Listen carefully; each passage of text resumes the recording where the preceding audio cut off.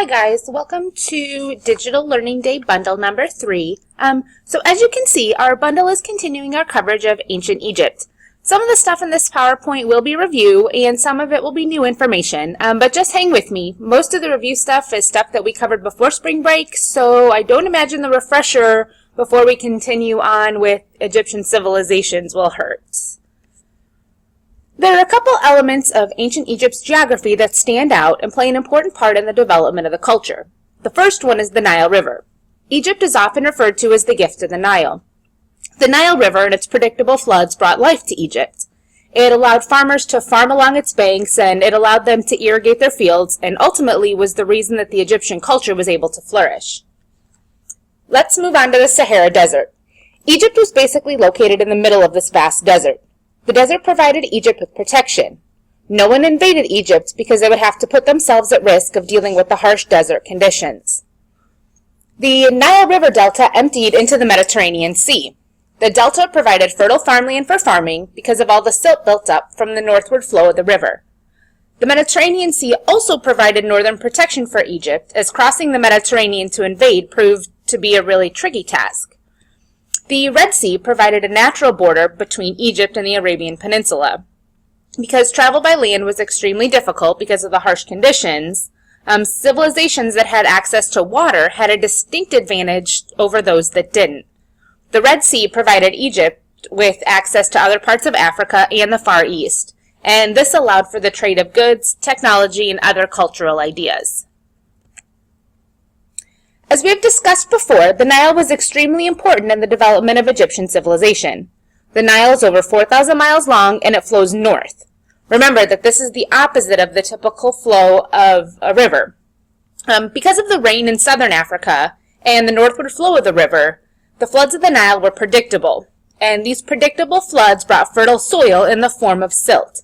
This silt allowed the farmers to plant their crops at the appropriate time, leading to the most efficient output of agricultural products. Not only did the Nile provide fertile farming soil, but the cataracts of the Nile also provided protection. Remember that a cataract is just a rapid that's in the river. And crossing the cataracts was difficult and made it near impossible for invaders to reach Egypt. Because the Egyptian civilization was built along the river, fish and other resources were really abundant, giving the Egyptians a varied diet. The picture on this slide is a picture of a shadoof. A shadoof is basically a pole with a bucket and a counterweight. The Egyptians dipped it in the water, and it was used to raise the water up, and it was one of the first methods of irrigation in ancient Egypt. Ancient Egypt was divided into 3 kingdoms: the Old Kingdom, the Middle Kingdom, and the New Kingdom. For this bundle, I'm just going to focus on the Old Kingdom. Egypt used to be divided into Upper and Lower Egypt. And it was said that about 3000 BC, a pharaoh from Upper Egypt invaded Lower Egypt with the intent of conquering and combining the 2 areas. There is some debate as to which pharaoh actually accomplished this task. Some call him Menes and others call him Narmer. Experts do say that most of them believe that Menes and Narmer were actually the same person. This pharaoh, Menes or Narmer, whatever you're going to call him, was actually the pharaoh that began the first dynasty of ancient Egypt. The Old Kingdom is said to have officially started around the time of the 3rd dynasty, or about 2700 BC, and this kingdom lasted for about 500 years. During the time of the Old Kingdom, the Egyptians continued to develop their political system. They believed that the pharaoh was both a king and a god. The people believed that the pharaoh was a gift to Egypt and that he was the supreme power over all the land and all the people in Egypt. There were also many responsibilities that fell on his shoulders, though. He was worshipped for all the good things that happened, but he was also blamed for all the bad things. If crops didn't grow well, or if diseases struck the land, the Egyptians believed that this should be blamed on the pharaoh, that it was his fault. As the Egyptian society grew, social classes appeared. More and more people were there, and they had to divide those people somehow. The pharaoh was at the top of the social structure. Under the pharaoh were the nobles. This was an upper-class group of people, and they were kind of considered the pharaoh's right-hand men. They were often from rich and powerful families. They were called nobles. These priests and officials helped the pharaohs run the government and their temples. Under the nobles were the scribes and craftspeople. These people were middle-class individuals and were often people that did the writing for the pharaoh and the people who produced the goods. Most of Egypt's people fell into the lower class. This class was made up of farmers, servants, and slaves.